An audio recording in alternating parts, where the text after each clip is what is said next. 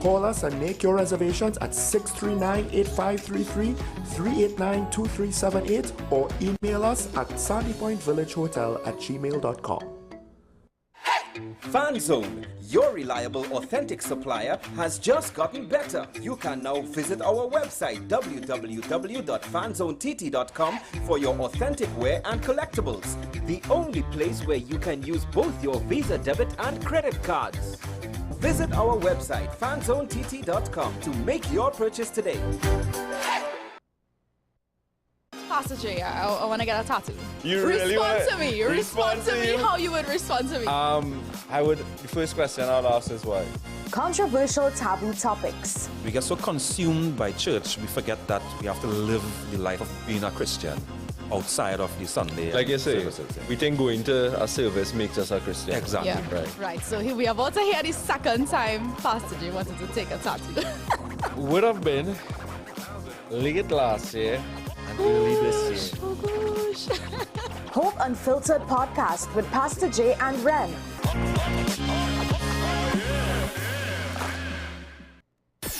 WESN.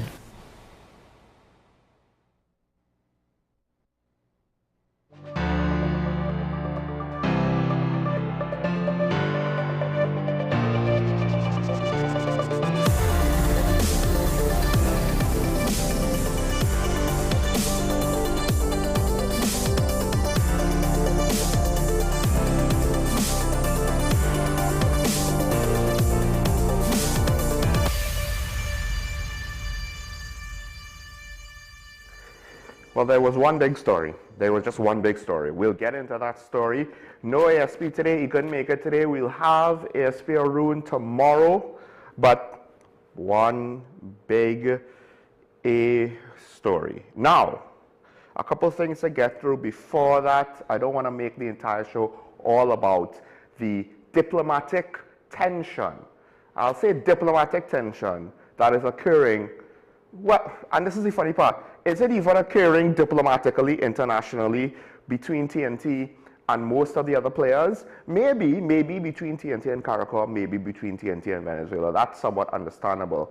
But I think at the end of the day, what we are seeing is business as usual. When business as usual, usually, history will kind of show, usually doesn't really account for everything. And maybe I'm completely wrong with my take, but before we get into that whole US, Venezuela, Trinidad, CARICOM, Guyana, PNM, UNC, because it's fodder for our internal politics as well. And it's not completely unfair that it is domestic policy fodder with regards to our internal political debates. Like I said, a couple of things I want to get through first. First of all, there were some floodings in Port of Spain and Diego Martin. This is one of those things, the Minister of Local Government and Rural Development responded, or at least she had some statements. One will assume, of course, she's monitoring the situations closely. How closely? Don't entirely know. This is one of those things where now we can kind of see if she could accomplish things beyond the relatively straightforward tasks, right? I don't want to say easy, because a cynic could say easy task dealing with flooding in a rural area and the PNM was just lazy. And to some extent, that's kind of how the situation played out and allowed for a perception of that to play out, right? When essentially Minister John and Minister Amin seemed far more present and relevant and effective with regards to flooding in certain areas. But now, Port of Spain and in a similar manner, Diego Martin, offer different challenges in the sense that you don't have a lot of space to dig, right? You could clean channels, but the question is, are those channels enough? And particularly in Port of Spain, I would argue that potentially the drainage that they have available is not sufficient because planning of urban development and urban expansion is not one of our strong points. And it's not to say that things like this don't happen abroad. They happen abroad. But at the end of the day, it's not about whether or not it's the norm or if it's not the norm. Because we are left with a very real problem, and how we're going to treat with it. So, you know, we reclaimed land from the sea, built buildings, did all kind of thing, and now the water is essentially being landlocked. So what are we going to do about it? How are we going to fix it is the question. And trying to deal with the Port of Spain flooding. Port of Spain doesn't flood all the time, but how are you going to deal with it? Because I guess, to what extent can anything be done, depending on the level of rain, right? But we'll have to wait and see how that comes out. An aggressive plan to do something innovative might not necessarily be a good idea. But I think at this point, all things considered, I would rather see an attempt, at least maybe at the consultation stage. I don't know about the implementation stage, because like I said, there's not like there's a lot of places where you could start digging without causing a lot of problems, right? So what are you going to do? I mean, Ryson Road just goes right smack dab. They're more or less near the coastline, so it just complicates everything. But the flip side is, I don't know if this is healthy for Port of Spain to flood so easily and so often, potentially. There is an interesting situation with some SRPs. They are looking to take legal action against the Commissioner of Police, and it has reached the point where potentially, now they claim that they could, if necessary, actually have bailiffs seize police assets and have the court freeze the TTPS bank accounts in order to recoup their back pay, which is all the way from 2009, when a certain group of SRPs were more or less absorbed into the TTPS, and they are waiting for their compensation, right? To what extent is this the fault of the current administration? To what extent is it the fault of the previous administration? Well, the current administration has to deal with whatever it is now. And I do find this interesting. The last time I've heard anything about this was the whole situation with EFCL. Now, granted, in this case, relative to the assets of the organization, this is at a more practical level that could get the plaintiffs what they're seeking. I believe it's something along the lines of $10 million worth of back pay. And there was supposed to be something done about it, right? This is a compensation plan for 2005-2007, so it's not even, well, no, sorry, it's supposed to be adjusted to the compensation plan from then. Not sure what other adjustments have to be made for recent wage negotiations or not. Regardless, like I said, the last time was for EFCL, but EFCL didn't necessarily have the physical assets in order to pay back its debts. The debts here, I imagine, are a lot smaller, only 10 million as opposed to the debts of contractors. But to what extent will the courts actually allow this to happen if the plaintiffs attempt to try to do so? Because technically, yes, the money can be paid back. In some ways, I am not a lawyer, I am not a judge. But this could be a little bit of a catch-22 for the courts, because on one hand, if you kind of use the fact that the police needs its money and its assets to conduct its job, and this is one of those things where you can't hit a pause button and say, all right, police, suspend your operations for a few months while we sort out this back pay thing. If it disrupts police operations, the court might say, no, we're not going to do that. But the flip side is, if you have that excuse and you set that and you enforce that precedent, you might literally set up a situation where all of a sudden now government, they already take a mile when you give them an inch. They might take 10 miles when you give them an inch now, right? And to what extent you do want government to be held accountable and say, I understand that this is bad, but unfortunately, the government of Trinidad and Tobago, regardless of what political badge is in office, has led us to this point and cannot shake from the consequences. It'll be interesting to see which way the judge goes. Now, granted, at $10 million, there might be a way to essentially order the payment made, not necessarily order police assets to be sold. So, but it all depends, right? The court will be limited by what the law will allow. I don't think it could just order the Ministry of Finance payable. Well, that would probably be the better way to seek justice, because arguably, budgetary shortfalls in TPS is because of government decisions, right? But the court might also say, hey, let's wait for the next budget now, right? And see what happens. Because who knows, maybe the next budget will solve this. I don't know.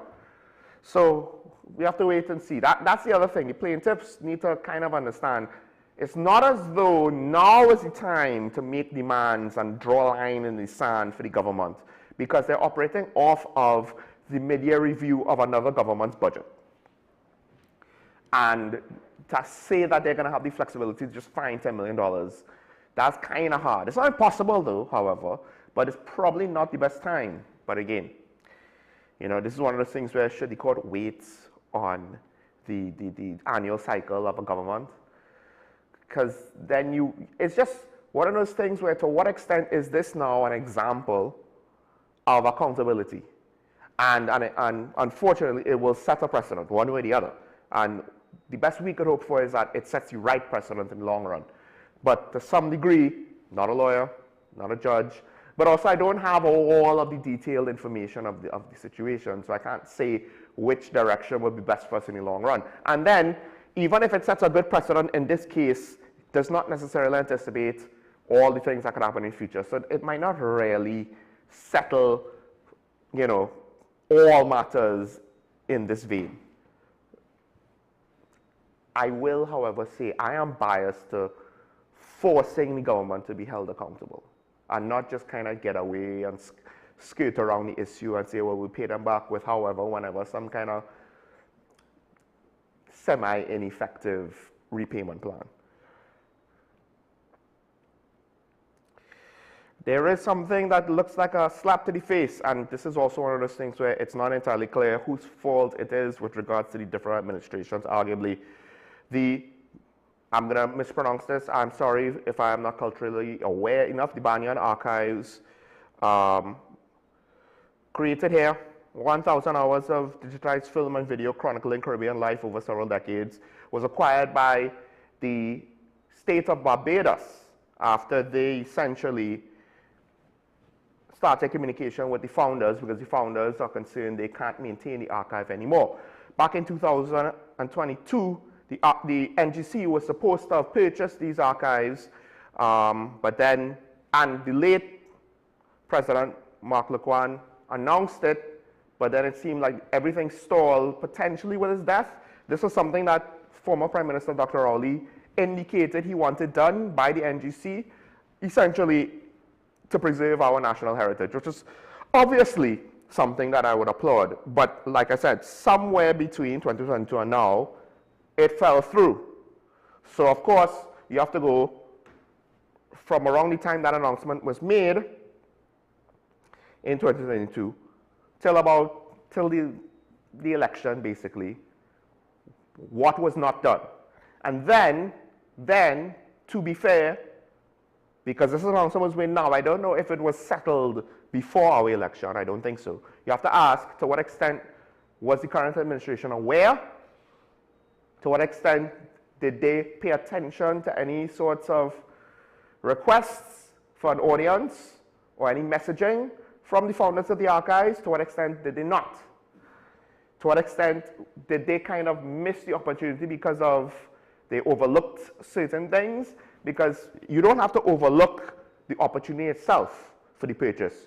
You overlook the message and you don't necessarily realize what the message is about, because let's just say professional communication is not one of the strongest suits of our political class. They don't actually check everything. They don't actually consider everything. And they don't actually acknowledge everything. They do a very good job of ignoring things when they're uncomfortable and they do not have the capacity to deal with or to speak on, to comment or respond on whatever the issue is. And it goes both ways. Because again, what happened in the approximately 2 years, give or take, under the PNM administration, and then the 4 months under the current administration? I say approximately 2 years because, again, I don't think it was January 2022. I could be wrong. That's an assumption. I don't know when the TNT Film Festival. It's not something that I keep track of on my radar. I apologize if that offends anybody. So I guess now, this is just one of those things. This is just one of those things. where we're supposed to be bigger brother, right? We're supposed to be all great and have our ducks in a row. This is a failure, I would argue, of our political system because both parties have a hand in it. It might be unfair to say that the UNC has an equal hand, but I'm not here to debate, you know, the split, 50-50, 60-40, 70-30. I don't care. The split could be 99-1. 99% blame the PNM, 1% blame the UNC. I don't care. I am just going to say blame all of them because they waste so much time debating, pack of nonsense, and the best part about the debates are half the time it's not even the best points they could make on the topics that they choose to prioritize. So things like this happen. And this is more or less in line with our business as usual laissez-faire attitude, lack of professionalism, lack of awareness, lack of urgency, lack of professionalism, lack of good judgment.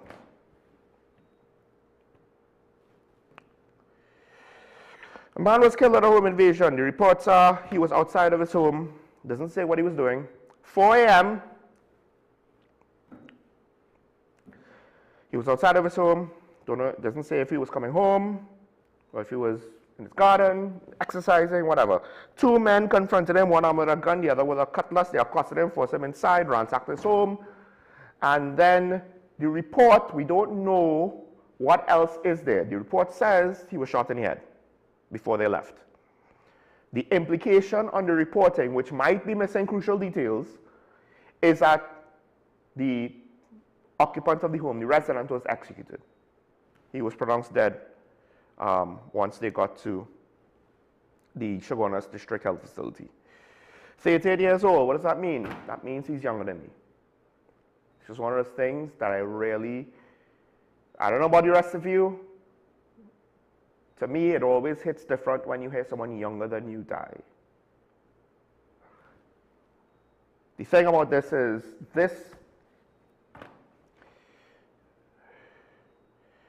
apparently they took $1,000 and they demanded money and jewels. They used a pillow to muffle the gunshots. Yeah, I don't know if he resisted and then they incapacitated him and then shot him or if they just shot him. Regardless, it sounds like an execution style. Sounds like he was killed for not that much money. Right? It doesn't seem like they went in there looking for $1 million or even $100,000. Killer spared the mother, took the cash in her purse, money and jewels. I don't know. It said they demanded money and jewels, but doesn't say that he even took away money and jewels. So it could be for as little as $1,000.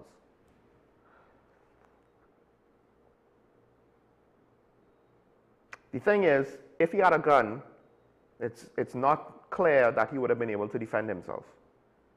It's not clear if he was ambushed or not. So this is one of those weird things, right? But you could kind of understand.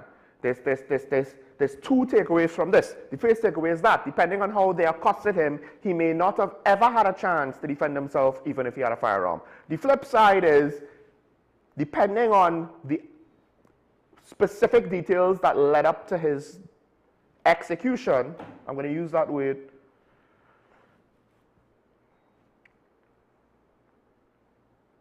what it says is the day of complying to criminals, automatically complying with a reasonable expectation of surviving is over. Now the question is, does that mean, because it doesn't necessarily mean that you always resist no matter what, because you have an expectation more likely that you will be killed. Doesn't necessarily mean that. What it means now is it puts everybody in a very, very awkward situation where you don't know. But you no longer could say, well, just comply, give them what they want, and you'll survive. You can't say that anymore. Again, I don't know what the split on the percentages are. Do you have a 50% chance if you do it? Do you have an 80% chance if you do it? Do you have a 90% chance if you do it? That's why I'm saying it's a hard choice. It's a hard choice, but it's one now that potentially especially if this keeps going on and on and on, we'll be forced more and more to make. That you can't just try to survive. It's only possessions, it's only money. If you're alive, you could always get more stuff. But if you're dead, it's over. The problem is, there's a chance you're going to be dead either way. And if you surrender, you potentially lose the opportunity. Whatever small chance you had to succeed fighting back, you lose that, you give that up. So this is a very difficult situation because a lot of people in the consultations, they want a scenario, when, how, what. And the problem is, if you understand conflict and human fighting and engagements and the like, there's no formula. If this happens, if x equals 2 and y equals 3, fight back. But if y equals 4, surrender. There's no formula. Obviously, if 6 men come into your house, there's an easier argument to surrender if it's 6 against 1. If it's 1-on-1 now, it might not be the right decision to fight back. It might. So this situation is very unfortunate, and I think at the end of the day, first of all, a couple of takeaways. One, don't be outside the house at 4 a.m. Right? Now, granted, maybe they would have gotten in the house anyway, but that is just, that might not have had anything to do with it. Maybe he was coming home at 4 a.m. Don't do that. Now's the time to be out. I'm sorry. And if you are, the police talk about this all the time, be aware of your surroundings as much as possible. And this is why you have the lights. So when you return at night, there's no dark shadow in the corner of your lawn. There's no dark place for people to hide. And if everybody has lights, they can't just hide in the neighbor's yard. It's not quite that easy. Cameras also help because then it increases the chances of the perpetrators getting caught. And if everybody has cameras, then it significantly increases the chances of the perpetrators getting caught. Too many of these guys get caught. Not only do you take criminals off the streets, reduce the number of criminals doing this sort of thing, but it also, practical consequences that limits criminal activity, causes criminals to shift gears and go elsewhere, which is ultimately what you want. But yeah, this is, they just killed him with a execution style cushion, a pillow, what I assume is a pistol. This is where we reach now. We don't know if he was involved in anything, maybe not. Back in the day, that would have been the assumption. Now, not really willing to automatically assume that anymore because, yeah, crime is on a different level now. If you haven't realized that yet, I am sorry for you. All right, let's take a break. When we come back, we'll hit the big story of the morning. Stay tuned. Well, the big story of the weekend, because I don't know, are we that important? Sometimes I think we overestimate our importance, and this might actually, ironically, be one of those times, not for the way that some people might think. Stay tuned. This is Talking About a WSN show. Michael Small. We'll be right back after this.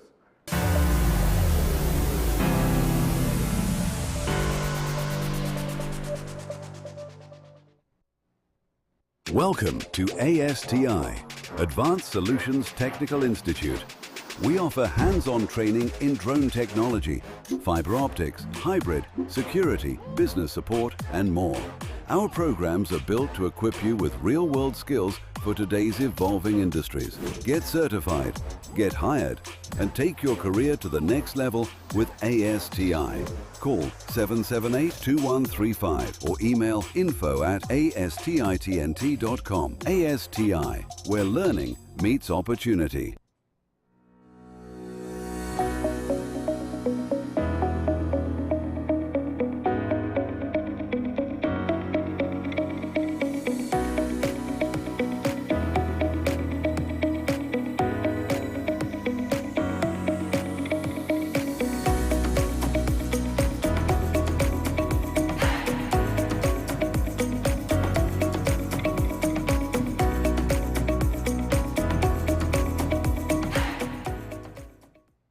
KDM Health Limited says, test yourself for STDs in the privacy of your own home.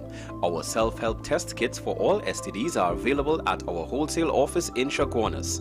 Call 283-1423, visit our website at www.kdmhealtht.com or email us at kdmhealthlimited@gmail.com to place your orders. Available at all health institutions and pharmacies. Contact us for a free list of products and prices. I am Dr. Delphina Ovid, your friendly neighborhood dentist. At Community Hospital Dental Clinic, we offer examinations which include x-rays, basic oral cancer screening, and a treatment plan. We also offer cleanings, fillings, extractions, root canal treatment, and complete and partial dentures. Remember, you don't have to brush and floss all your teeth, just the ones you want to keep. Give us a call at 235-5479.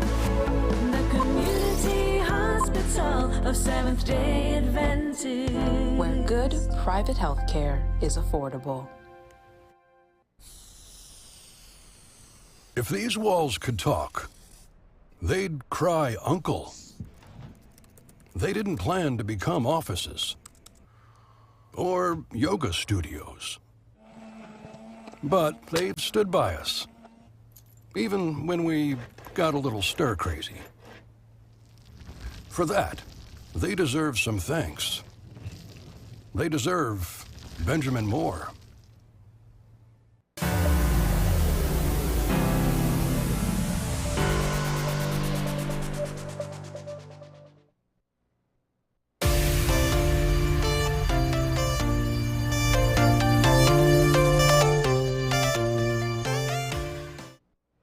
I'm back on talking about the WSN content, Capital Show, Michael Small, and of course the big story is the situation going on with the United States that sent an amphibious-ready group and reportedly 3 destroyers and 1 nuclear attack submarine. That's not a nuclear missile submarine. Basically, it's just, for all intents and purposes, a submarine. All American submarines are nuclear powered. Now, that last one, we have less confirmation on because generally speaking, we're not going to really see much of the submarine.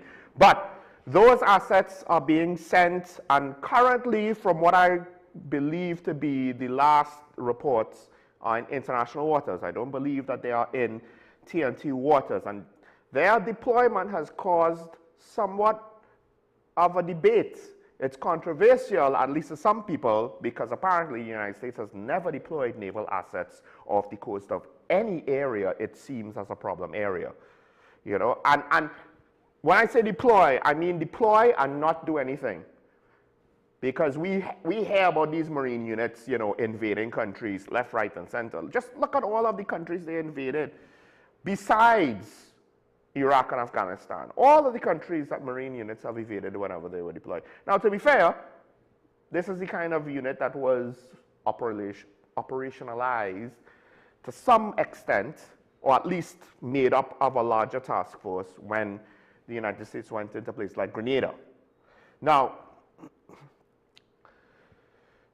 what we have here is a lot of people talking about things that they, at the end of the day, don't fully have all of the information behind the scenes of what's going on, right? Some of them don't have the experience to know how it is from behind the scenes, although they should, at the very least, have the ability to look at history and try to judge things from a historical perspective.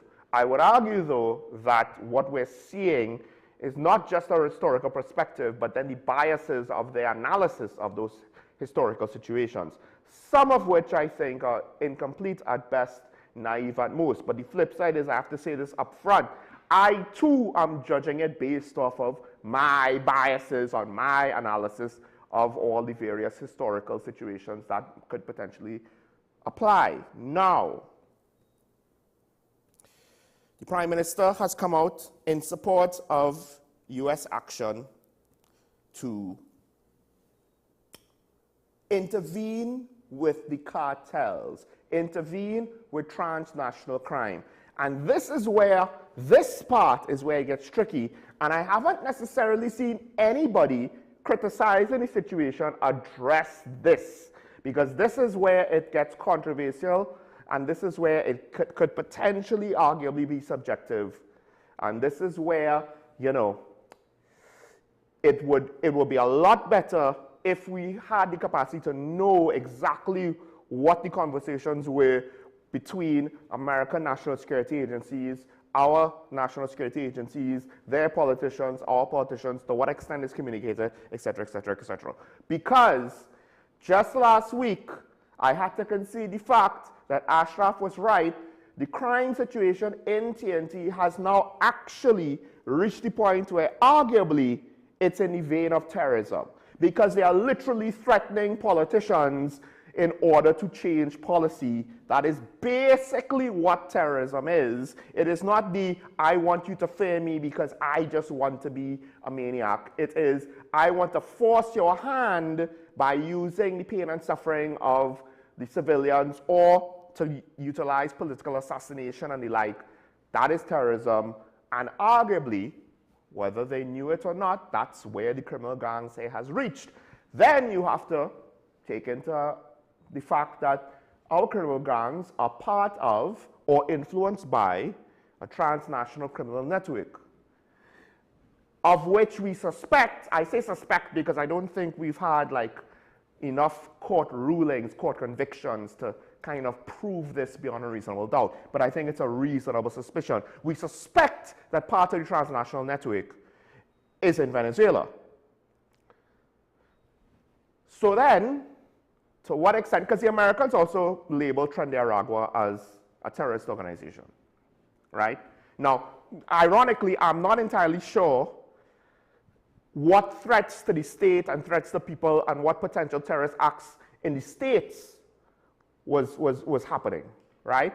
Where gangs are trying to go too far with the intimidation and the extortion to politicians, government officials, et cetera, et cetera. I don't know. Maybe it's about as far as here, maybe not. So I don't know if it's justified or not to use that label. Maybe America is saying, look at what these transnational organizations are doing around the Western Hemisphere. It's more or less terrorism. We should label it and treat with it as such, because if we don't, then we're kind of going to be behind the curve trying to deal with them from here on out, right? But that's one area of subjectivity. The other area is to what extent is the Venezuelan government aiding and abetting part of or even controlling and the superiors to this transnational crime network. It's one of those things where, again, we don't necessarily have convictions. We don't necessarily know what evidence they have to this. The Americans probably have intelligence. To what extent is intelligence evidence in a court of law? Does it meet the burden of proof? All these things have not been discussed. So to some extent, all commentary, including mine, is incomplete, half-blind, and could be very wrong. All commentary could be very wrong. But I'm not going to let that stop us now. So the Prime Minister has come out and supported this. There's a lot of commentary. So I may not hit everything. There's a lot of people that waited on this, right? She has essentially said the U.S. deployment of America's military assets into the Caribbean region to destroy the terrorist drug cartels has the full support of the government of TNT. And this is where it also gets very subjective, because now there's a debate of the motivation. So the Prime Minister is saying, for this reason, we will support United States deployment, right? Pointing to the spikes in transnational crime, gang activity, murders, violence, and financial crimes in TNT and other Caribbean countries, which is true. They might not have our level of violence, but they're all looking at increases of violence similar to what Tobago sees, right? It might not be 600 murders a year, but these are things that they're not accustomed to dealing with. Saying that the cartels have been enabled to embed themselves into high echelons of Caribbean societies, which has allowed them to exhibit significant influence in political, legislative, media, banking, security, and economic decisions, often rendering governments toothless to enact actual change to stop criminal activity. To what extent is she speaking about us, and to what extent is she speaking about the rest of the region? Or both. Therefore, it is shocking to hear some persons using referrals to the Caribbean region as a zone of peace to push negative commentary in the U.S. military deployment against these terrorist acts. One of the other things that she said is that she has not engaged CARICOM on this matter and does not intend to do so. Each member state can speak for themselves on this issue. I'll speak more about that, but essentially they're already, in my opinion, I think I have seen enough from commentary from certain CARICOM leaders, particularly Prime Minister Ralph Gonsalves, with regards to the Essequibo matter, and with regards to this, because for an international, naval ships could traverse international waters. Naval ships have gone off the coast of other countries, particularly the US, right, without actually doing anything for decades, and even before. So to call that an act of brutality is kind of just silly. To what extent was it a statement crafted by one's unofficial overlords? I don't know. It's silly because literally, how is, well, we're going to be in international waters brutal to you? You could say it's an act of intimidation, but brutal implies actually doing something. If you want to say that any attack, any brutal attack, or something like that, the intentions are brutal, but no, they said it was a brutal action. Maybe it was reported wrong, maybe I misread it, but I read it twice, and I found it kind of silly and stupid both times, to be honest. So there's a significant complication with regards to this whole concept of Caribbean zone of peace and sovereignty and CARICOM. And one of the things is, I think the Prime Minister is being very practical with regards to CARICOM, because there's another CARICOM member that cannot afford to just say, no, United States, we must reject you, because Guyana is going to rely on the United States more than anybody else, because CARICOM has proven that too many of CARICOM does not have Guyana's back. And the last thing Guyana could afford to do is alienate a potential military ally who is willing, potentially, we don't know for sure, next thing you know, they leave Guyana high and dry. But point is, Guyana can't alienate them off the bat. That makes sense. So now, what would you think the consensus of CARICOM be in this matter? And let's not forget, the President is very trigger happy with tariffs. But that's besides the point. Let's move on with the commentary. Now, there's some aspects of this where the government, I actually don't have an issue with what the Prime Minister said. Personally, I don't. I think one of the things that we need to kind of understand is, first of all, is Venezuela stable? Maybe, maybe not. I really don't know. It could have the veneer of stability, and it could have a very fragile stability. We might not realize how fragile or how robust it is until it's tested. But then again, the other part is America's motivations. We don't know what it is for sure. We don't know what they're going to do for sure. A lot of people are speaking as though they know what the Americans are going to do for sure. We don't. Because I think what a lot of people don't realize is their options are actually more multifaceted than we think. There are more variables of what they could do than we think. I guess this is where some people who don't really think about national security things in any capacity kind of expose themselves when they basically think, well, every military is meant to invade and conquer. Well, no, it actually doesn't have to be limited to just that. Not saying that the alternatives are necessarily easy and guaranteed to not cause a problem. So, Minister of Foreign Affairs has muddied the situation, Minister Sean Sobers, right? Where I believe this was before the Prime Minister's statement. He said that TNT has nothing to fear from the prospect of military confrontation between the United States and Venezuela. That, you can't really say that, just off the bat, you can't say that. You can't make an absolute statement like that because you are not the government of America. You can't make guarantees. You're not the government of Venezuela, you're not the government of America. You can't make guarantees. You just can't because we don't know. We are in the territory where even if there's a lot of intelligence and a lot of planning and we are there, even the Americans will have certain variables that they will not know for sure how they will play out. So that's a general statement on it, that he just can't say that. That's like saying you know for sure where the hurricane will go always. You know for sure exactly how much damage the hurricane will do. You can't say that because you just don't know, right? I'm not knocking him for necessarily for the general position he has. It's just he took it to an absolute point and you can't make an absolute statement or something like this.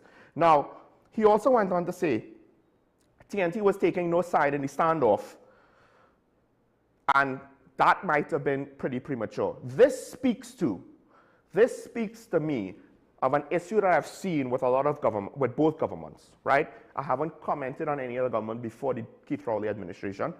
And technically, the second term, the first term, I wasn't on TV. So it is what it is. But I've seen this issue where our political bodies have this wonderful phenomenon where they don't consult each other before they open their mouths.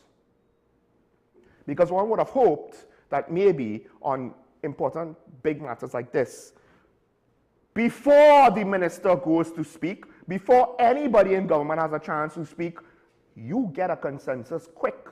You get the instructions from the Prime Minister, the consensus from Cabinet, however she wants to do it, right?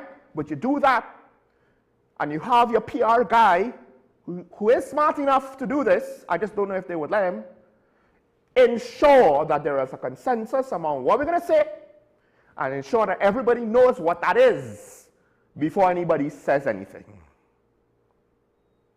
Because it seems as though the minister said something, and then the Prime Minister is potentially contradicting that. So they are rightfully being called out by the opposition.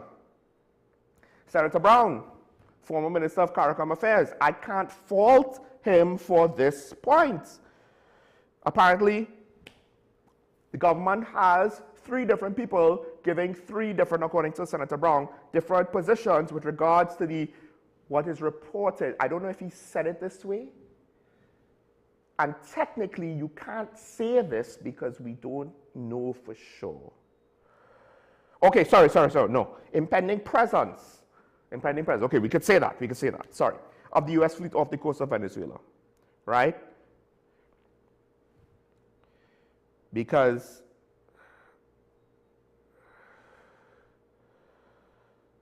the Prime Minister said, supports U.S. action. Minister of Foreign Affairs says, we are neutral. And then we have the ambassador to CARICOM, Ralph Maraj, saying, freedom and democracy must be returned to Venezuela, which is, those are literal, to be fair to the former Minister of CARICOM, those 3 statements are at way different points of the scale. Because the Prime Minister is saying, I support the limited objectives of the United States government. The Minister of Foreign Affairs is saying, we're neutral. And we don't have a picture for Ralph Maraj, but he's basically saying, the Americans need to go in there and regime change. Regime change at a scale that might not even actually be necessary. But again. So when Senator Brown says we are in unprecedented circumstances, a Prime Minister, a Minister of Foreign Affairs and CARICOM Affairs, an ambassador to CARICOM on 3 separate tracks disagreeing with each other publicly with respect to foreign policy in this country, this has never happened before and we are in serious crisis. I wouldn't agree that we are in serious crisis. It's sloppy. One could argue, does anyone think that the other 2 positions are going to override the Prime Minister's position? It's sloppy. You do run the risk of mixed signals, but this is one of those situations where if it does get hot, I think both in the moment and in hindsight, no one is going to think, oh my gosh, Ralph Maraj made us think that the Trinidad is... No, to some extent. The question is, how will the government deal with the fallout of it though? Because again, it does look sloppy, and it does potentially make us look like an unreliable ally. Because when you when you have 3 different statements that take 3 different positions, everybody with their separate interests are going to be offended by one of those statements. Guyana is looking at, what do you mean you're neutral? And America. Ghana and America, like, why are you neutral? Venezuela is looking at the Ralph Marr statement saying, what do you mean resume change? You know, the CARICOM states that are aligned with Venezuela, same thing. And then the people in the middle, they are basically just saying, we don't want to risk any conflict because, and I'm now providing a little bit of sarcasm, but a little bit of personal commentary, because we rather put our head in the sands like good Caribbean people and let the transnational crime continue to kill us and not do anything about it. That's part of the implication of some of the commentary coming out. Minister Marvin Gonzalez also has Minister Gonzalez, sorry. Again, it's been so long. I apologize. MP Gonzalez, opposition MP Marvin Gonzalez, has also called out the gross insobriety. And this is, again, this is one of those things where I kind of understand that this is the nature of our politics. So Marvin Gonzalez is kind of using sarcasm in an official statement. I just wish and actually of all people, I really wish he was not the one to do it. Right? It's just one of those things where your brand needs to be cohesive. If you want to be taken seriously, you should not use sarcasm. Let somebody else use sarcasm, and then you be the voice of reason. Now, I don't know if the plan is he's the sarcastic one, the opposition leader is the straight-laced one, but with his reputation of what he's built up as a minister, I just wish he didn't necessarily do it this way. That said, he has all rights to complain about this situation, right? But I will say this again. It's not as though the PNM administration did not have situations where it seemed as though they kind of just shot from the hip. And then, when the fallout happened, had a lot of regret. Does anyone want to convince, I mean, Dr. Israeli, did you approve of Imbute's messaging on the Auditor General situation? Did anybody agree with it? I would like to know, because then I would then therefore be able to pass out all of the relevant extra blame for supporting that nonsense. Speaking of Dr. Keith Rowley, Dr. Keith Rowley is urging the government to maintain sovereignty. Caribbean must remain a zone of peace. And this is where we start to get to one of the things where I have a lot of questions to all of these people who are saying these things because it's very easy for them to say it. They're not necessarily saying how it should be done. This is genius, right? I need you to solve a problem this way. Okay, how do we do that? That's not my job. Now, first of all, there's one thing I would very much like to say. The fact that Dr. Keith Rowley is being this vocal, let me try and be upfront again. Believe it or not, I have a lot of respect for certain things that I view as positive that Dr. Keith Rowley did as Prime Minister for the country. I have a lot of respect for certain ways that he carried himself at times. He is retired. He said he wanted to be retired. He is still making public statements. Him making public statements to the degree that he is, to the regularity that he is lending credence to the theory that the only reason, the real reason why he retired is he knew that if he was the head of the party going into the last elections, it was a guaranteed loss, so better I retire and hopefully my successor will not be weighed down by the political baggage of my past administration. Essentially, he was smart to leave, but to some extent, depending on the semantics you want to use, he was forced out by circumstance. He was smart to recognize that the circumstances were essentially, I could go out seemingly by my choice, or I could be fired. So he chose to resign instead. It looks better publicly.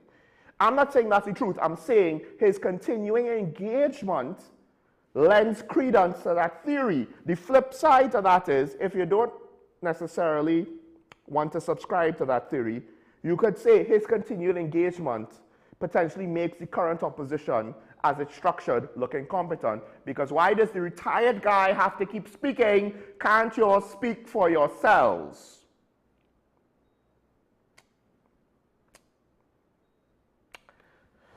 Now, here's the other part. The whole thing about defending the region as a zone of peace. Exactly how are we going to do that? The United States is to Venezuela by a multiplier. I don't know what the multiplier is. What Venezuela is to Trinidad and Tobago. That is to say, Venezuela outguns us. The United States outguns Venezuela. How are we supposed to defend our sovereignty? Operation Iraqi Freedom didn't need the UN to go in. They are a permanent member of the Security Council. They'll just veto whatever resolution you try to bring on them on that front. Just like how China and Russia will veto anything with regards to Ukraine and the South China Sea. Right? These big countries do not play by the same rules as the rest of us. That is the reality. I'm not here to defend it. I'm not here to say it's right. I'm just saying they don't. If they're in international waters, do we even have a legal right to stop them? How are we going to do this? With diplomacy? We're going to diplomatize the situation? Why are they going to listen to us? Vance has identified us. They know. We are technically compromised. Let's be real. We're a compromised government. The Prime Minister said it. Says the transnational criminals compromised.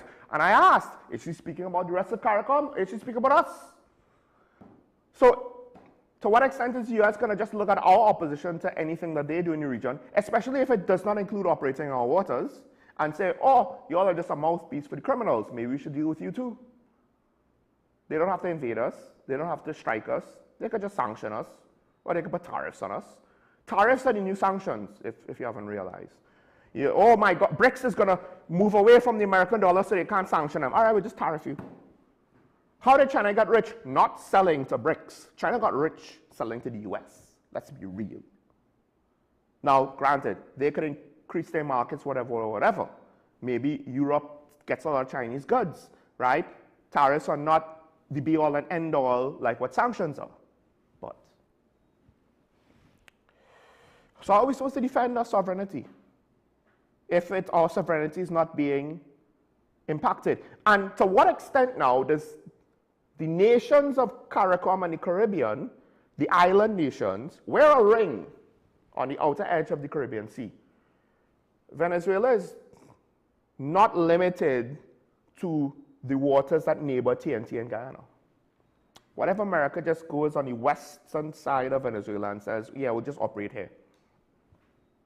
What are we supposed to do? Complain, send a strongly worded letter? So this is part of the thing. Like, we could protest. I don't know to what extent we would gain anything. It might harm our diplomatic relations with international partners, believe it or not. So, yeah. And also, like I said, Guyana is kind of in a rock and a hard place. Now, is this a test? Dr. Early said this is a test for the Trinidad and Tobago government. I'll agree with him on that. The problem is, this is one of those tests where a lot of it is subjective. I think a lot of people are gonna, and I'll get into the commentary, they want to make it seem as though it's objective, like it's black or white, one way or the other, binary, and it's obvious. It's like, no, it's not. It's not obvious, it's not binary, and it's not objective. It's subjective. In part because, one, we don't know how far the Americans will go. We don't. Part of the whole thing with the tariffs is Trump kept delaying and hemming and hawing on applying the tariffs. I can't remember what they call it, TACO. Let me look up that acronym. Was it TACO? I think it was TACO. Trump always chickens out. And that's just on tariffs. For the guy that wanted to wrap up American intervention internationally, he wants the Middle East to stop the killing. He wants the Ukraine war to be over. To what extent is he willing to say, but I'm going to throw American lives into the meat grinder? Of course, the flip side is there's a very real problem of transnational crime, which is bringing, to some extent, a lesser degree of violence and military action, but killing nevertheless to America, just like it has happened to here.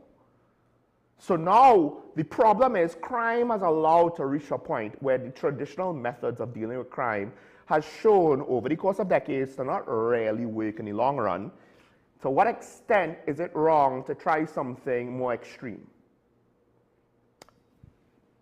And yes, it's subjective because I'm not saying that it's guaranteed to work. It could fail spectacularly. More on that in a little bit. So,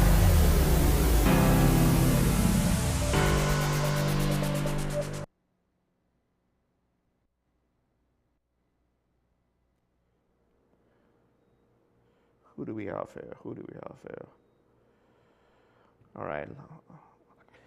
Professor Andy Knight has weighed in on this whole situation here. He has a lot of different points. Hopefully I'll be able to get through all of them. I don't think I can remember all of them, to be honest. Right? He thinks that, he says that the government does not seem to understand the real agenda of the US towards Venezuela. This is his quote: "There is not much thinking by her and her cabinet with respect to what the Trump administration is doing here. The US is signaling a strong presence of and readiness to respond to perceived threats, particularly drug trafficking and regional instability. Nothing is legally wrong with the current location of the vessels because they're in international waters." That's not a quote. It was part of the report. So I don't know exactly who said that, if it was the reporter or if it was him reporting on what Professor Knight or someone else has said. But Knight said, "Positioning close to another nation's coastline is highly sensitive and can be interpreted as coercive or intimidating." Yeah, that happens all the time. I'll be honest. That happens all the time. It's nothing new for US ships to be in the area, and it's nothing new for US ships to be parked on, right outside the maritime borders of someone who they have an issue with. They do that all the time. Basically, what we are witnessing here is yet another attempt by the Trump administration to deflect attention away from Pedogate, the problems of his association with trial rapist Jeffrey Epstein. Here's the problem with that statement. I honestly believe that President Trump would have done this regardless of if there was an Epstein situation or not. He would have done this. A lot of people want to ascribe to Trump the usual motivations of politicians and then complain that he doesn't act like a politician. That doesn't make sense. Now, I'm not saying Professor Knight has complained that Trump doesn't act like a usual politician, but I'm just saying this is part of the narrative of the guy. He is not a politician motivated by the same exact things to do the same things that politicians do. So one of the things that I believe he is not going to do is he's not looking for any win to distract or to boost up his approval ratings. Rather, he is looking at several situations where he wants to win, regardless of what his approval rating is, regardless of whether or not it would distract from something else. I don't think for Israel, Palestine, for Ukraine, and for Venezuela, he mentioned Venezuela on the day that he was inaugurated. This has been on his radar before Epstein. Let's be real. This was on his radar since his last administration. To say now that this is the motivation of the American government is painfully naive or short-sighted. He doesn't need this as a motivation. That's not what motivates the guy. You could say he's arrogant, or you could say he's righteous. That is to say, the critics or the supporters. But there's a part of it that honestly believes that either he wants to do it, it could be for self-important reasons, only I could solve the problem, or it could be that he wants the problem solved. And maybe the arrogance is the fact that he thinks that he could solve it no matter what the issue is. And to some extent now, we have to ask ourselves, is the problem solvable? What is the problem? Right? Professor Knight should have gone on to say regime change is their goal, and then I would have been a little bit more on board with him. That might be the reality of the deployment. But if he just was say, oh, he needs a distraction from the pedogate, I'm like, no, Donald Trump does not need to distract no one from nothing. The man already got elected after there was a recording of him saying, I can't remember who the TV host was, but I think that TV host career was more or less over. I can't remember. That he likes to just grab women by the you-know-what. And he was elected. Dave Chappelle made a joke on that statement on the SNL after the election. Back then. Trump is using his power as president of the US to throw a lot of things at the wall and hoping that something sticks. he's not throwing a lot of things at the wall and hoping that something sticks. He wants all of these things to stick. This is not the usual, I'm a politician, I need approval rating, so I just need a win somewhere. I believe he genuinely wants these things to work out. I believe that he thinks he could get it done. Again, it could be arrogance, it could be confidence, or it could be because it has to be done. He thinks that it has to be done. And then you could debate if it's smart of him to think that or not. Such a military presence heightens tensions in the region and could easily be perceived as escalation, especially by Caracas. Well, here's the problem. Caracas has been threatening military action already. So this is also where it comes to another issue that I have with a lot of diplomats, right? Because a lot of Western diplomats are basically going to say something like this. How dare we escalate a situation that somebody else is escalating? How dare we respond in kind to a situation where someone is acting out aggressively? Because it's almost like if they put a certain burden of behavior on the countries that they live in that far exceed what their expectations are for the countries that actually start the nonsense. And to some extent now, I do have to ask, why is it that people like to copy the mistakes of Chamberlain?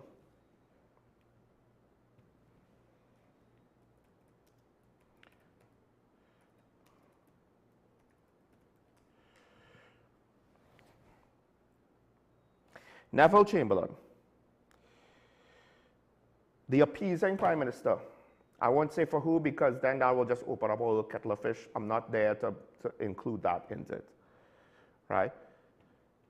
And look, maybe Chamberlain was unfortunately a victim of these things are not objectively binary, they are subjective, and he got the short end of the stick. He guessed wrong, right? A lot of times, conflict in the 20th century and 21st century has unprecedented situations. Things were a lot easier back in the day. You didn't have all this global power reduction. I ward my neighbor ward me. It's a lot more binary. It's a lot more simplistic. This is different, right? Professor Knight pointed out that the Venezuelan government called up 4.5 militia members in response to deployment. That, unless America actually does a full-out invasion, that literally doesn't matter, to be honest. What we will witness is an escalation of tensions between Venezuela and the US, and it could also risk driving wedges between Caribbean countries, which is my main concern. The problem is that already started with the Essequibo matter. And the Essequibo matter had nothing to do with America. Well, directly. One could argue the sanctions, blah, blah, blah, but I'm not here for that. So, why are you not concerned about the threats to Essequibo and the posturing of the Venezuelan military on the borders of Essequibo? Where's that? Why are you not concerned about the fact that it seems as though there are certain Caribbean countries that are indirectly indicating some amount of willingness to throw Guyana on the bus because they have interests with Venezuela. To what extent? I don't know. Regional unity is critical. We don't have regional unity right now. And this is why I said what I said with regards to the Prime Minister saying she ain't going to CARICOM on this. Because I believe to some extent she is right. It would be naive of us to say, oh, CARICOM is unified on this issue. No, we're not. So to say that the Prime Minister is the one that's going to start the disharmony, no, she's not. I was beside myself when I read what Ralph Gonsalves had to say over the Essequibo threats. It was almost like if, it was kind of like how Trump was about Putin before he actually spoke to Putin. Unusual designation of cartels as terrorists. That is true. Traditionally, this is what Professor Knight also had to say, terrorist designations apply to ideological groups, not criminal networks. The problem is, and to some extent, one could argue, a bad precedent was set because things like this was happening in other countries, but no one really put in any effort to treat those situations when the Mexican cartels were doing all kind of rubbish in Mexico and the like. Now, to some extent, the way how they went after certain Colombia and the Mexican drug lords, their countries, arguably, I don't know if they label them as terrorists or not, but the level of violence and the measures used to combat the cartels escalated, right? But he is correct. To some extent, we haven't done this before, and arguably, there may have been room to do it sooner. So it does make the situation questionable, disingenuous a little bit. Why now? The flip side is, one could argue, the consequences of the cartels have reached an extreme point. But this is, again, I said it was subjective, so I can't fault Professor Knight for this part. Trump's administration's definition of criminal networks as terrorist organizations sets a precedent potentially broadening the definition of terrorism and affecting U.S. relations with Latin American states. The problem is, to some extent, he's right and he's wrong. You don't have to stretch the basic definition of terrorism to apply it to the cartels based on what certain transnational organizations are doing. This is one of the reasons why our name is on the Vice President of the United States' lips, because they might already have intelligence as to what's going on in TNT. They might even cite us as an example to justify the situation. You could debate if that is ethical or not. He said the act could consolidate Maduro's support base and give him the option to call on his international allies for help if the U.S. military enters Venezuelan waters. They have close ties to Russia, China, and Iran. None of those countries have the ability to project power to Latin America. None, of any meaningful amount. Yes, they deployed some planes in the past. None of those nations have the ability, because the most important thing to project power is logistics. Very few countries have the logistical capacity. China has a large navy. They don't have the operational experience nor the logistical capacity to deploy a significant amount of naval assets in Venezuela and conduct effective operations. All of their aircraft carriers, for the most part, are not able to conduct effective combat operations right now because they do not have the experience. It is not so simple to just build a thing and then you're able to do a thing, because we have all the boats in the whale, but we can't patrol nothing. This could deepen existing divides. I hate to say this, and still, this is all Professor Knight's commentary. The divides are going to deepen because there are already tensions of potential conflict, of which America is not the driving force of escalating them. There is China with regards to Taiwan. There's China with regards to the South China Sea, so that includes countries like Indonesia, the Philippines, and the like. A lot of neighbors of China is looking at them funny as a potential threat. India, a BRICS ally, is arming themselves for Pakistan, but also for China. Their border is highly contentious. And then, of course, there's the whole Russia-Ukraine thing, which has inspired many NATO countries to increase military spending by 5%. 5% of GDP on military spending is actually a lot. It is actually a significant burden for any country, something that Europe has been trying to avoid ever since the Cold War ended. America has been trying to get them, I think, to do something like 2 to 3%. I believe, I could be wrong, because my memory could be wrong, Europe was spending somewhere less than 2%. Countries like Germany, France, and now the German government basically had to admit to the people, yeah, our military has been gutted. So the security concerns have caused a lot of nations now to realize, hey, we can't take things for granted. So tensions are escalated before America's done anything. If anything, America was like the one thing that kind of kept things in check and together, because they were spending money in defense and they were willing to defend. And for countries like ours and Guyana, we don't really have a lot of options there. Even the United Kingdom could project power on a limited basis. When they retook the Falklands, it took months. All right, do we have a caller? We have Digger Martin in line. We'll take the caller. There's a lot more that Professor Knight said, but there are also other comments, other political analysts, whether international relations experts and the like. But we'll take the call from Digger Martin. Now, caller, good morning, you're on the air. Good morning, Shaw. This is Digger Martin inside. A couple of things, and I want us to look back at the 1995-2000 Pandey regime and what that did. There was a critical thing people ignoring: the shipwrighter agreement. That was one, and the forgiveness of 67% debt Guyana owed Trinidad. I think Keith Christopher Rowley was adamant that he wasn't supporting that debt forgiveness for Guyana, and that has to do with the Paris Accord with Pandey and all of them. Now, why did Pandey went for the shipwrighter agreement, and he said, basically, to hell with the rest of the CARICOM country, he's going to sign it? I think he was the only one And he recognized that the crime rate in Trinidad was directly linked to narcotic trafficking. And that was an easier and affordable way to protect our border. And this is where the consistency in the policy of the UNC administration, by supporting this issue with basically barricading the Venezuelan sea, you would to some extent go after the narcotic route that apparently, I suspect, is right through Caribbean countries. Juxtapose that with the Petrocarib. Why that the Petrocarib is so critical to a lot of them? Because there is a beneficial interest, and people have to dig under the levels of that to see why they're so adamant in supporting Maduro. What are they getting? What are the personal benefits? Now, in 2006,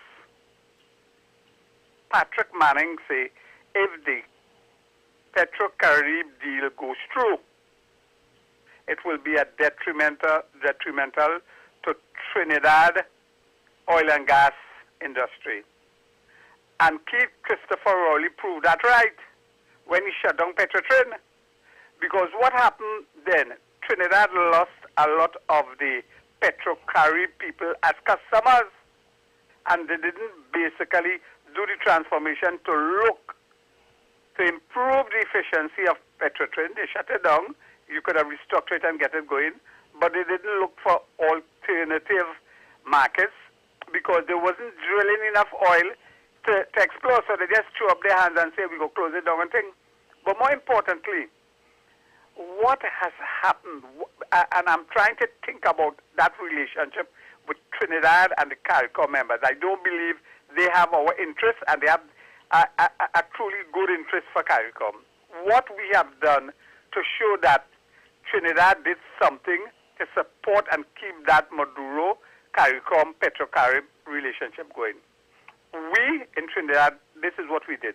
We truncated and we mashed up our agricultural industry. And what we did, we started to import a lot of CARICOM products.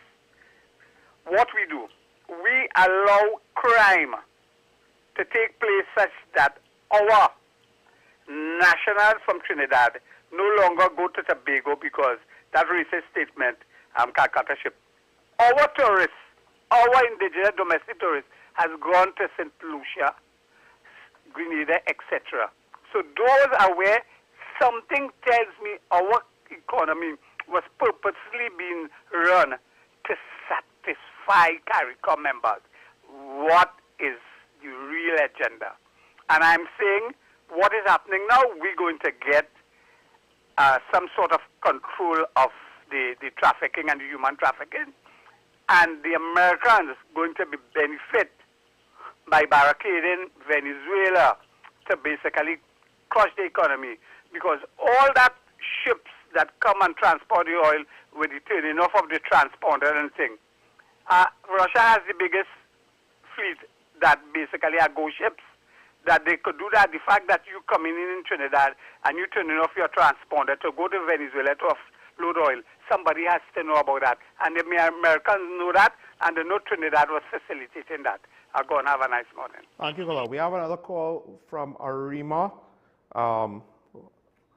We'll take the call. Arima, good morning. You on here?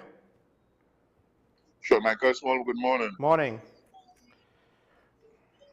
I want us to look at some of the facts in this thing. The first thing I see in here, right? Trinidad and Tobago, no CARICOM could help Guyana if Venezuela decide to invade it. And likewise, if Venezuela decide to invade Trinidad, CARICOM, no Guyana could help us in any fight. Mm-hmm. So all of us are highly dependent on the United States of America where that is concerned. The only help CARICOM could give, or Trinidad to give to Guyana, is moral suasion. That's why we're here with you. Secondly, Mr. Maduro has been declared a narco-terrorist with a $50 million bounty on the head. So, if Trinidad and Tobago is fighting a war against the cartels, it's obvious he will be seen in that light.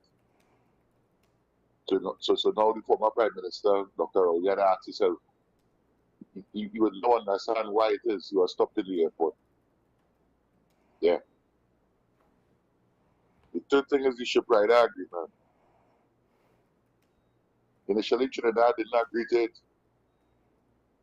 But when Bill Clinton said all you Caribbean nations only want,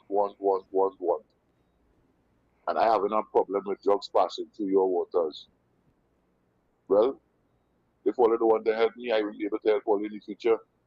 And the next day, Jamaica, Trinidad, and Barbados signed the agreement. Mm-hmm. That makes sense. Mirage was the Attorney General at the time. Now, are you talking about the cartels and the war and crime? Could the Trinidad and Tobago government ask the US to come into Trinidad to help them in this fight against crime in this state of emergency? Potentially. That is a question I would like people to ask the Prime Minister. Right? The next thing is crime. When we're looking at crime, most of the drugs coming from South America. Yeah. But the guns, no.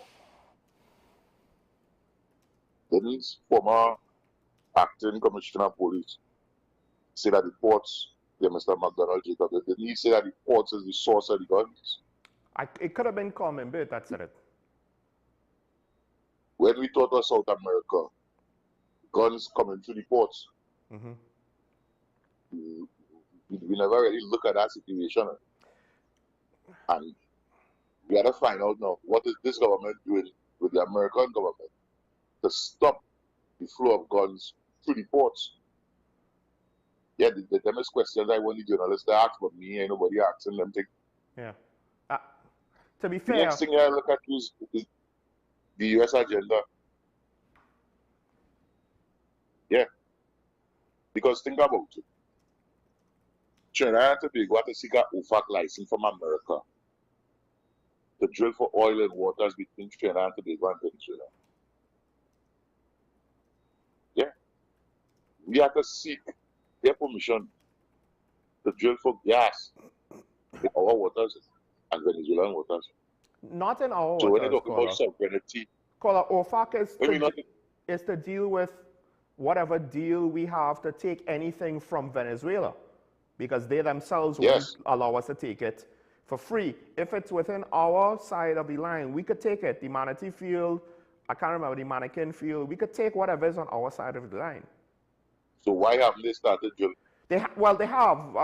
That joint field where some of it is on our side of the line, they've gone ahead, they've moved ahead, but it's just, I don't know why it took so long, because they only now reached a certain stage of development, but it's one of those things where the project stalled for reasons I don't know before now. But OFAC has nothing to do with that. OFAC has to do with Dragon, because that's all Venezuela. Now the next thing is this. I would also like you journalists to ask a question, right? What is the PM position on the Gaza war? Sorry, what was that? The PM position on what? The Gaza war. Because the US has allowed Israel to continue this thing. And when you look on the news, you're seeing journalists, you're seeing children, you're seeing hospitals, you're seeing all these people dying. I would like to find out what is her position, because for me, Mr. Trump's position is USA first. Everybody else after. They are the biggest debtors in the world, and he decided to reverse that trend. And we in CARICOM, because for me, CARICOM is only about trade. It's not about political integration at all. Yeah. It's all about trading. Mm-hmm. Yeah. Free trade among the members, factors being mobile, and we having a common external tariff. CARICOM for me is mostly about trade. But as the politics is concerned, all the leaders do hold one head. And I'll leave you here with this final question. what would be the fallout of any intervention by the U.S. into Venezuela on Trinidad and Tobago, coupled with the internal problems that we already seeing and we have in here right now? Has anybody given thought of what could be the fallout if Mr. Trump decides to invade Venezuela? What could happen in our country? You see, everybody talk, well, I support Pamela, and I support this one, and I support Raul, I support intervention or state out or whoever it is. But we not looking at the factor. All right, so have a good day, and I'll come off here to get other callers a chance. Good program as usual. Thanks, Paul. I think a lot of people are assuming worst case scenario on U.S. intervention. I don't necessarily think it has to be. The problem with U.S. intervention is, ironically, the mistake the Americans made is looking at the past and saying, oh, look how well it went with Japan and Germany. We could do it again. And it would be equally a mistake to say, oh, look what happened in Afghanistan and Iraq, and say everything is going to end up like that. Well, if the situation is exactly the same, yes, it will end up like Iraq and Afghanistan again, because I am not confident that the Americans have improved their abilities where they were deficient in those scenarios. Venezuela is not Iraq and Afghanistan, right? However, the longer the international community takes to intervene, assuming they intervene, maybe they never intervene. But if intervention is potentially an inevitability, the longer you take, the closer Venezuela can get to an Iraq scenario, right? But Venezuela potentially will be closer to a Germany, post-World War II, Germany-Japan scenario, because they technically have, whether or not they're being utilized properly, because one could argue Nazi Germany did not, corrupted most of their government institutions. But they have it, that's the point. They have a constitution, they have institutions. Psychologically, it's a lot easier for society to rebuild than to build. And that was the problem, particularly with Afghanistan and to a less extent Iraq, but to some extent similarly to Iraq. America was trying to build a police force and build a democracy, but Saddam Hussein kind of killed out their democracy. They didn't have people in place to take up that mantle, and less so Afghanistan, which was to some extent even more of a disaster, right? So the societies that America tried to build, because that's the other thing, Germany and Japan, they opted into democracy before World War II. So it wasn't hard for America to rebuild a democracy. To what extent did Afghanistan opt into a Western democracy that America was trying to build there? One could argue, impose there. Now, to what extent do you say imposing on religious fundamentalists who do not look at the rights for certain rights for women as being valid? To what do you then say that it is wrong for them to impose Western democracy on that? To what extent is the imposition of Western democracy contrary to the general culture of Afghanistan, which is not all bad? I don't know, right? So that goes back to where I say a lot of this, these people are talking as though they know all the answers to the test. The fact of the matter is, these things are all unprecedented. A lot of what history will teach us is a lot simpler than this, right? And then the other thing is, Trump is not Reagan, Trump is not Nixon, Trump is not Clinton. That's one of the things that we need to understand. People want to say, oh, the American government has traditionally done this. I understand that. It's very easy to say that. And there is some truth to that. But the flip side is, when you have a democracy and a two-term limit, you cannot say every president, every administration is just like the others. You can't. More on that in a bit. We have another caller. Diego Martin on the line. Hello, good morning, Mr. Small. Morning. Yes, I just want to give my opinion, just my opinion. People are speaking about all sorts of things, but they're not realizing one thing. If you could cast your mind back to the meeting that is in Vincent with all the heads of government, CARICOM government, and the President Maduro, there wasn't any agreement there. He shook his hand with Openali, and that was that. He didn't even look him in the eye, just when he shaking his hand. So there was nothing with that. And since after that, what has become is that he has been trying to get into Guyana, to get hold of it. The only thing that is preventing that is from happening is the United States of America. And same applies to Trinidad and Tobago. This man, I am of the opinion that if it wasn't for the Americans, he would have gone to Guyana already, swooped down on them, and the same thing in Trinidad. Because he's in Trinidad. I am telling you, he's in Trinidad. I'm getting that from a very, very good source. And they've got to be careful. So when the Prime Minister makes an announcement, she just don't want to depend on the CARICOM. CARICOM, in my opinion, is just a convenience of opportunity. And the fact is that when she said what she said, she is in the best interest of Trinidad and Tobago. And that is what everybody should look at. Not having to have any disagreement with Venezuela. Nothing to any disagreement with and not supporting Venezuela. Cannot support something that, if it happens to your country, it's going to be a real disaster for our country. So people look at it carefully and look at the bigger picture. That's what I'm saying. Thank you for taking my call, and good morning. Thank you, caller. That is, I'll say this. I'm not willing to say that that is guaranteed to be the truth.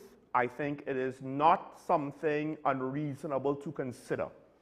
Ironically, we are better off than Guyana if Venezuela was an aggressive neighbor, because having basically sea separating us, it's not as easy for Venezuela to invade us as it would be for Guyana, right? Although terrain-wise, I actually think it might not actually be easy in either case. There's some challenges, but generally speaking, overland routes, no matter how difficult they are still simpler than over-water routes.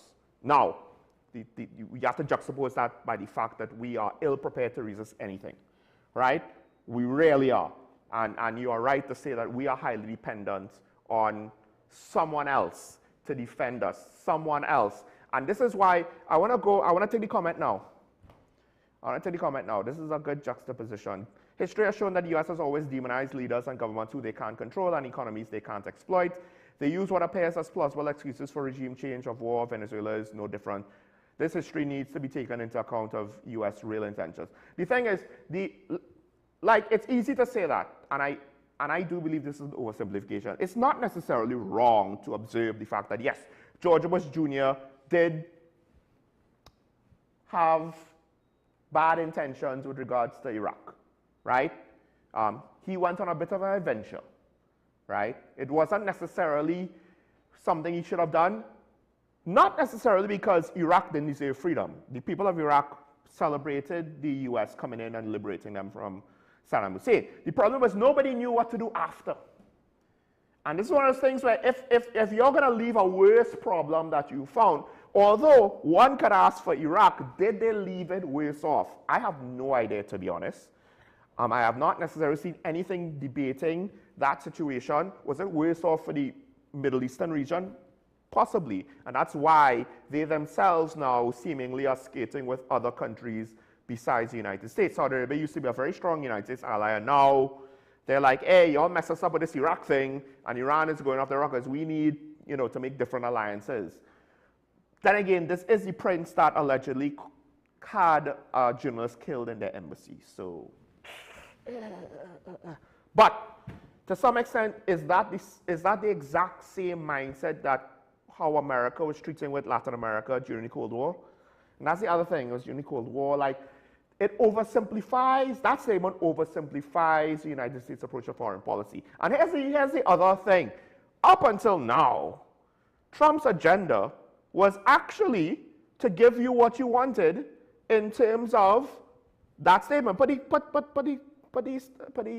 comment back up again, if you can.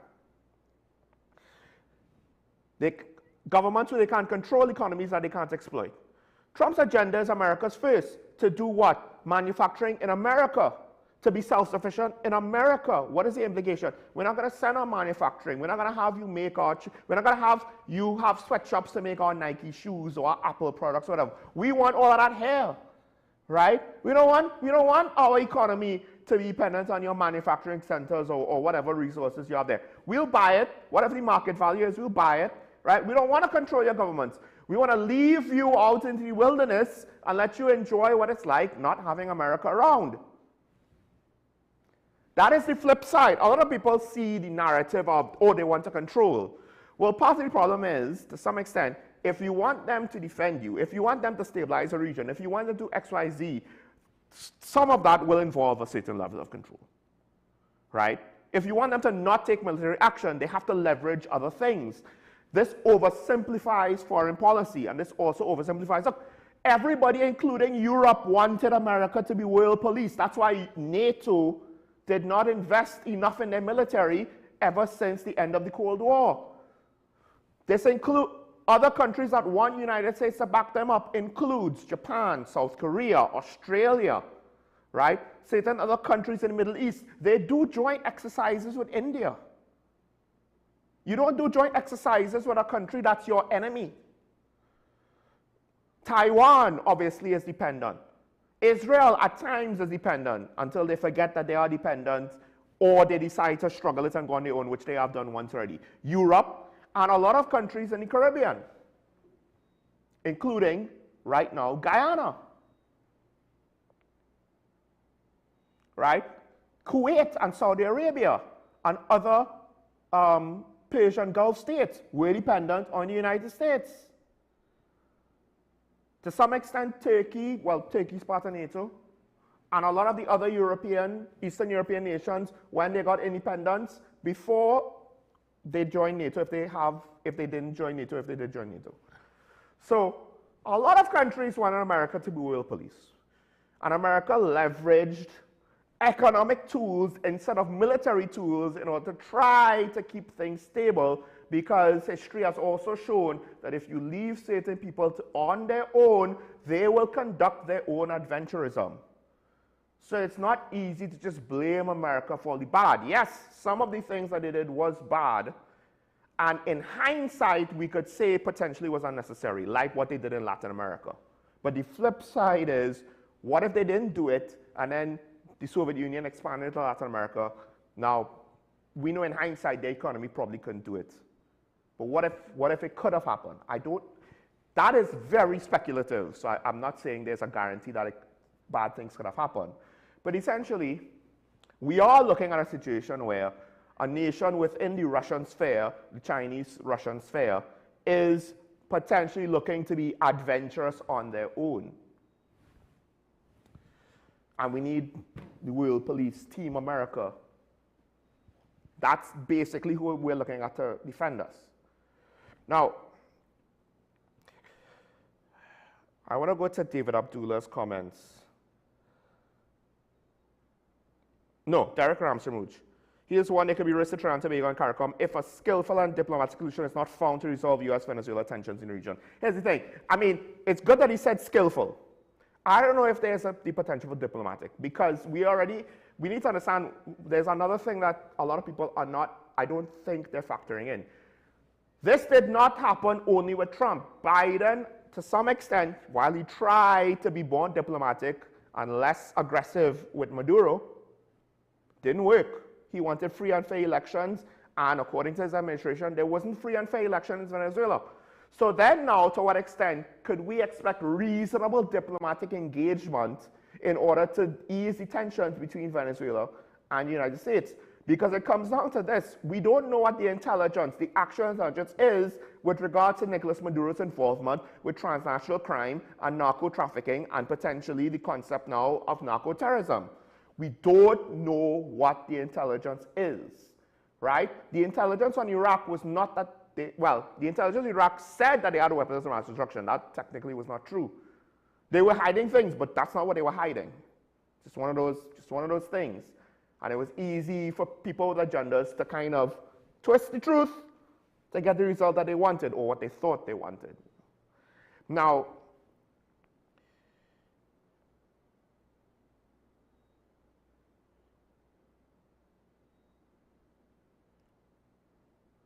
he said, Ramsey-Rouge has said, Bissau-Bissau's statement suggests TNT may be moving away from its traditional non-aligned stance when it comes to interference in the political affairs of other countries.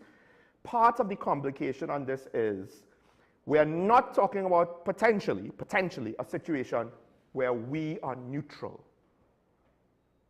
where we are uninvolved, where we are unaffected. Gaza, Palestine, we are unaffected.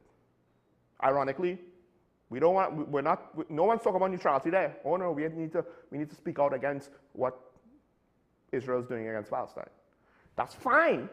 Why are we not speaking out also against the aggressive stance of Venezuela against Guyana? But the thing is, we are affected. We have a lot of the, because the fear is, and this is the Arima's point, what is the feared fallout, right? Of US and Venezuela. The fear is Venezuela will become unstable, it will collapse, a lot of the people will leave Venezuela, a lot of the neighbors will be pressured to accept refugees, right? There will be a crisis with regards to breakdown of food, water, necessities in Venezuela, so a lot of people will leave, right? And then also it could lead to a lot of criminals, and the lack of law and order in Venezuela could then have a negative effects on its neighbors. The problem is we've kind of seen the negative effects potentially of Venezuelan society breaking down already. It could be that if America does intervene, the scale would increase. And to some extent, it's stabilized. It looks stable right now. To some extent, it looks stable right now. Apparently, Venezuela is a very peaceful place right now because all the criminals have left Venezuela. Venezuela, apparently, is a lot safer of a place than TNT.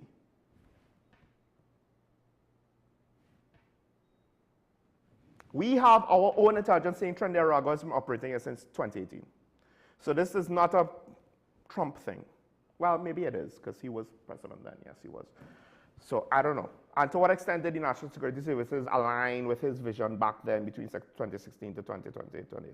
So this is one of those things where I'm looking at the situation and I'm like, we're already kind of experiencing negatives of the fallouts of Venezuela collapsing already. To what extent do we have to continue fearing that to lead us to inaction? Because that's one of the catch-22s of international relations, right? Sometimes you don't do a thing like liberate Iraq because the consequences of doing it might be just as bad or worse, right? But the flip side is you just watch Iraqi people being victimized by a dictator. It's one of those catch-22s. Bush Sr. decided, yes, we will unfortunately watch the Iraqi people be victimized by a dictator because the potential fallout might affect a lot more people in the region and in the world. Bush Jr. said, nah, we're going in. Kind of bungled it. Post-invasion, bungled the whole thing, and we have what we have now. So, do we have to be afraid of a wider conflict in the world? No, we don't. That would just be an excuse because the two sides, they're kind of antagonistic.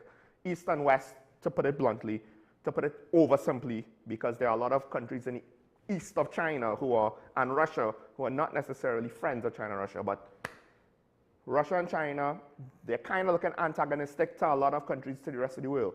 That's why Japan, who to some extent was beaten into being non-militaristic, is remilitarizing themselves. And more importantly, the rest of the nations in the region that traditionally is supposed to look at that funny and say, we don't like you rebuilding your military, some of them are like, we don't care right now because we have a bigger fish to fry. We have a bigger problem. Like South Korea. Now, China traditionally is one of those countries that's not supposed to enjoy Japan rearming itself. But it seems like the United States, who at the end of the day had to go in and deal with China, had a lot of soldiers die, had to kill a lot of Japanese too. They're like, you know what? We're not going to tell you now you can't defend yourself. So, this whole thing about there's always a political solution annoys the hell out of me. Is anyone talking about the military coup in Myanmar? Are we gonna, did we take a political stance on that? Or the people of Myanmar, well, they're victimizing themselves. That's not our problem. What about the violence in Africa? Do we speak out about that? No, that doesn't hit the press. So the young activists don't really hear about it, so they don't care. So it just must not exist, right? Mr. Ramsamuj went on to say, clearly a change in this position will not augur well for the reputation of the state of TNT, especially in the geopolitics and the global economy, where assessing common resources for the development of our respective states require a level of respect for nation sovereignty. I'm sorry, I don't know. I understand. This is how it's supposed to be. This is what he's supposed to say with how it's supposed to be. What I think a lot of these academics don't seem to understand, every nation has their own agenda, down to the Caribbean. Because as what one caller pointed out, the whole situation with Petrocaribe, right?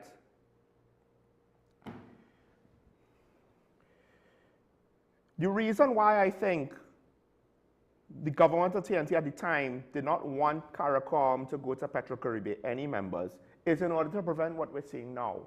So now there's a subsection of CARICOM that has a different set of economic interests that do not align politically or diplomatically with the needs of Guyana and potentially us. Let's not be naive and say, oh, but they won't invade us. I'm not saying it's likely to happen, but we can't just say the potential is zero. So this is the situation. That's what Petrocaribe formed. Now, the thing with Petrotrin and the lack of support from Trinidad and Tobago with regards to oil and gas resources and the closure of Petrotrin and all of that, the problem is a lot of people want to talk about these things in a vacuum. It didn't happen in a vacuum. The world was looking at fossil fuels and wanting to transition out of it because there was this misconception that green energy automatically will be able to take up the energy needs of the world very soon. When the reality was, when you said, oh, well, fossil fuel, green energy is cheaper than fossil fuels. Well, it's cheaper because there's subsidies. And the subsidies are technically not just a thing that you sign and the price just automatically gets cheaper for no cost. No, it's not actually cheaper. It's just who pays the bill is shifted a little bit. So COVID kind of exposed harsh economic realities.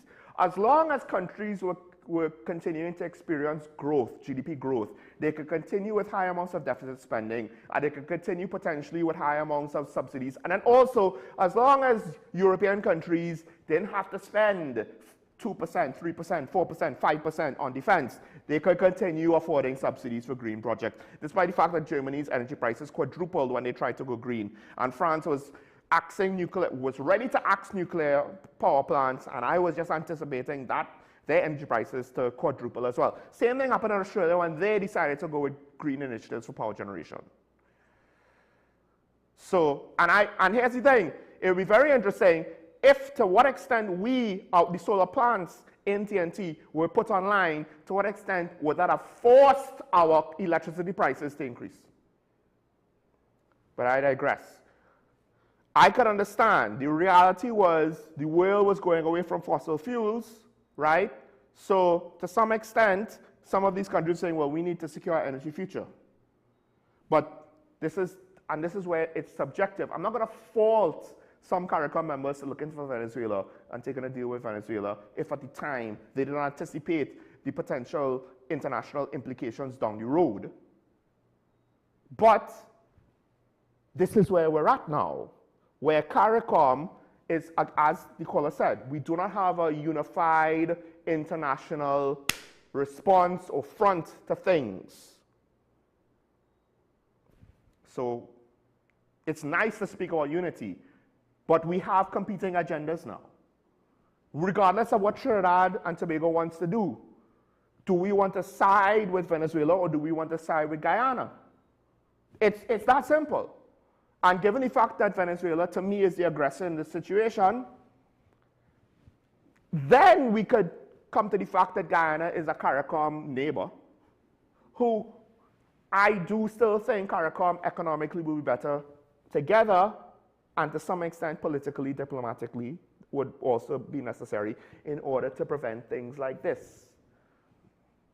But don't blame Kamala for a lack of CARICOM unity. She is kind of responding to the circumstances of the moment that played out even before she got into office.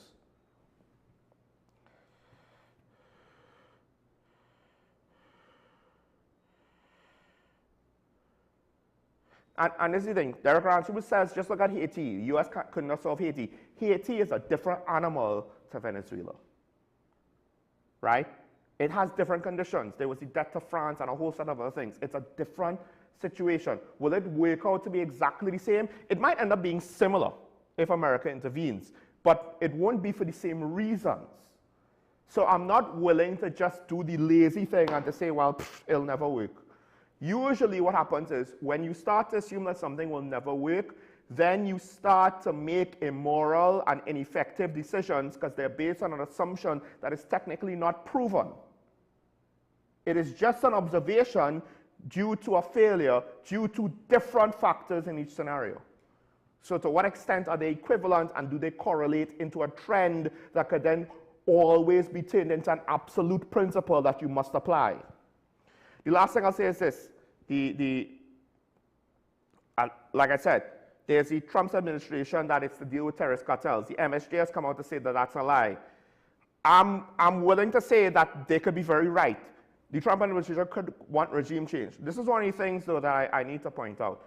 The ARG has 4,000, reported 4,000 sailors and Marines. Of that, half are Marines. Of that, half of that, so a quarter, 1,000 are actual infantry to go on the ground.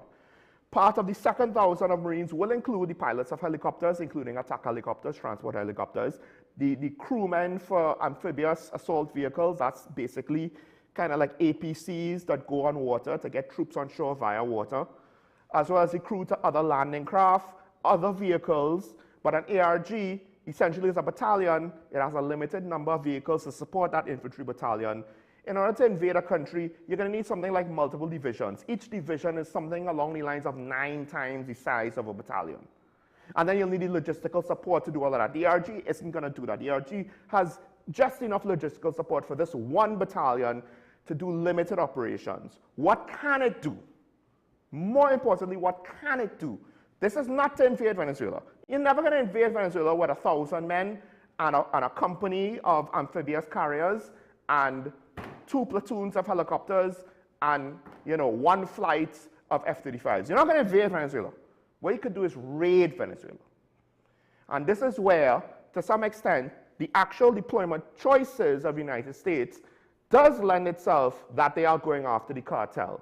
Because easily that's something that a force this size, it is big. It looks big, but in the scale of national operations, it ain't that big. But it can go after cartels. The question is, will they then go after corrupt government officials or government officials that they believe to be corrupt based on intelligence that they have, which may or may not be accurate? And that includes Nicolas Maduro. If they do that, that doesn't necessarily mean regime change. Somebody else could pick up the regime, right? That's why I say this is not so clear-cut binary thing, regime change, no regime change. There's a lot of different ways this thing could play out. We don't know how far the Americans could go. It could just be to interdict drug smuggling. And the irony is, if they ask for permission to operate in our waters, that could be a sign that interdicting drug smuggling is their goal, because they don't need our permission and our waters and our islands in order to have military raids and interventions and direct action in Venezuela. They could just do it from, that's why they have the ARG, to be the mobile headquarters. Now, another thing to look out for, if the 82nd Airborne, 101st Air Assault Division, 10th Light Mountain Division, if units like that start to mobilize, that also could be an indicator, because those units could be deployed quickly via air. But then now, also, if they ask for permission to utilize our port, because you can't resupply American military via air. It's not feasible. So, but we haven't seen that yet, as far as I'm aware. So to me, they're not looking to expand it beyond this. A lot of their assets are naval.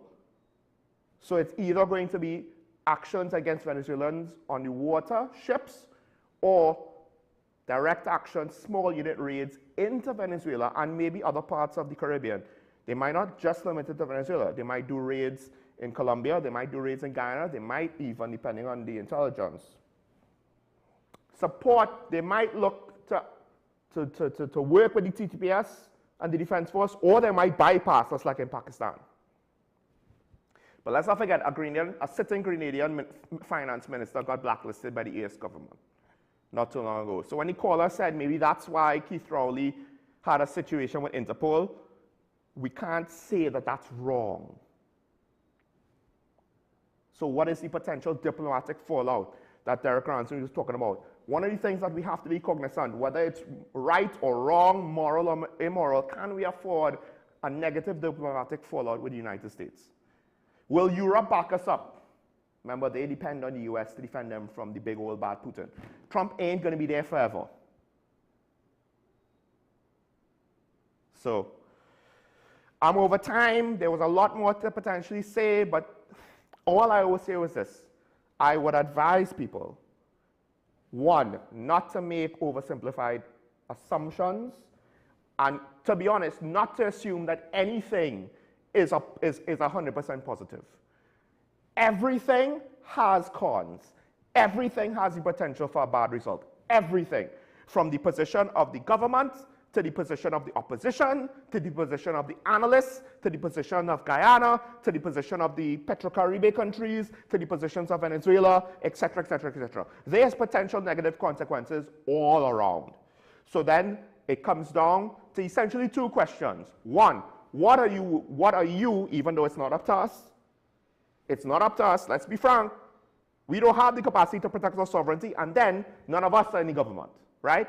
But for the sake of the discussion, one, what are you willing to risk/sacrifice?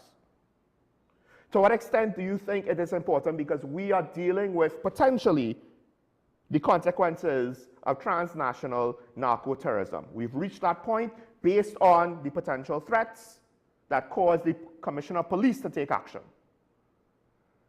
And then the other thing is,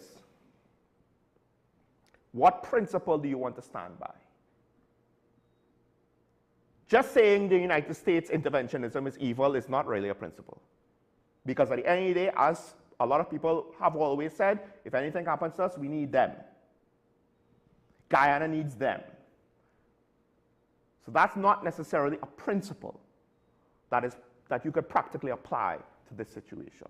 Or I don't even know if it's a principle at all, really. The principle is, what do you think of foreign intervention? Because if you don't want foreign intervention, the implication is, then if we are attacked, we are on our own. You cannot have your cake and eat it too. Well, I don't like foreign intervention for that. But for us, make the exception. Because there will be negative consequences if they have to come in here and defend us, potentially. Anyway, they're telling me to wrap. So, thanks to the callers, thanks to the commentator. The conversation will continue tomorrow. Be safe. Remember your allegiance to the Republic and to each other. Always remember, it's nice to be nice, especially if anybody invades your house. Don't antagonize them. I'm not saying that the victim did that. I'm just warning you. Don't make a situation worse if you don't have to. Hopefully, so we can see each other tomorrow. Bye-bye.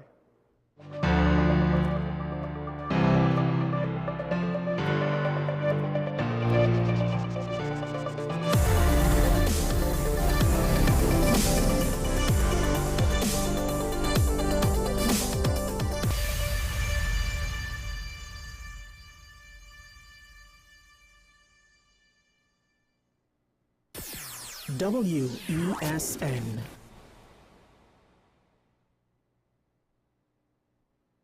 KDM Health Limited says, test yourself for STDs in the privacy of your own home. Our self-help test kits for all STDs are available at our wholesale office in Chaguanas. Call 283-1423. Visit our website at www.kdmhealtht.com or email us at kdmhealthlimited@gmail.com to place your orders. Available at all health institutions and pharmacies. Contact us for a free list of products and prices. WESN.